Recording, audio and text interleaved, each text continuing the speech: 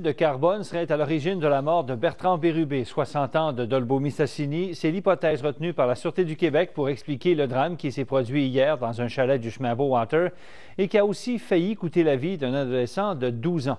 Un drame qui vient rappeler les risques liés à l'utilisation d'appareils au gaz propane.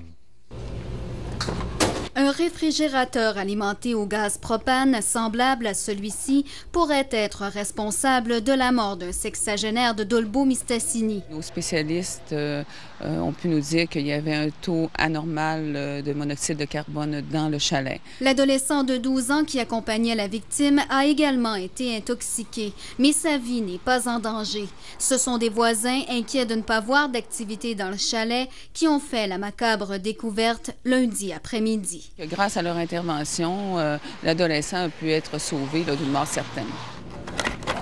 Les policiers confirment que le réfrigérateur n'était pas muni d'un détecteur de monoxyde de carbone, un instrument essentiel qui aurait pu permettre d'éviter le drame. Cet appareil ici se branche directement sur le frigidaire, okay? Sur la valve du frigidaire ici. Aussitôt que lui, il détecte des odeurs de propane qui sont inacceptables pour l'humain, bien, il va couper l'arrivée de gaz de l'appareil.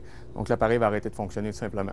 Confier l'installation de l'appareil à un professionnel est à privilégier. À partir du moment où c'est le propanier qui va mettre du propane à l'intérieur d'une bonbonne, c'est un peu nous qui devient responsable de l'installation. L'entretien de l'appareil doit être effectué au minimum une fois par année selon ce spécialiste. Les gens, ce qu'ils vont faire, vont se contenter de nettoyer ici, là, OK, à l'intérieur de la cheminée. Ce qu'il faut faire, c'est bien nettoyer, mettre un chiffon en bas pour ne pas avoir les graines, capable de ramasser toutes les graines, puis démancher tous les brûleurs que vous avez là, tous les orifices, passer l'air dedans ou le nettoyer avec de l'alcool. Un drame qui n'est pas sans en rappeler un autre survenu en juin 2009 à Saint-Thomas-Didyme et où un couple d'octogénaires était décédé intoxiqué au monoxyde de carbone.